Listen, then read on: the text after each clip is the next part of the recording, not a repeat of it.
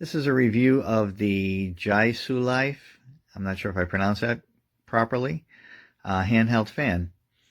Back of the fan here, you see the power button up top. It's got a LED. This little hole in the middle here is an LED that tells you the battery state. And then it's got a USB-C charging connector. And it does come with a charging cable, but no power supply, so you have to use your phone power supply for that. It's got 3 speeds. On the lowest speed, it's okay. It's not, it's enough to cool you off a little bit, but not going to blow you away by any means. But medium speed kicks it up quite a bit. And then the highest speed, it's pretty impressive for such a little fan. So, anyway, I like it. It's a nice thing to carry around on a hot summer day. It has a little hole here on the bottom to put a lanyard through, and it did include a lanyard that you can put over your neck with a little plastic quick disconnect.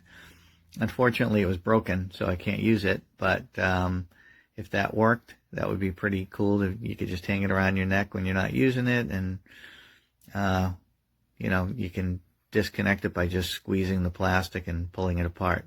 It wouldn't come apart at all. Anyway, that's it. Nice little fan. I would recommend it if you're in the market for something like this. So from now on, I use the other one. Here is the real baby, and as you can see, it sort of is a baby because it would actually fit in your pocket, as you can see, due to its small size. It has a USB-C on back to charge. This button controls 3 speeds and also tells you how much charge, if any, the battery needs. And it can stand up, it can turn on 1 click, which is low, and it's silent. 2 clicks, it's not silent. I can hear a little bit.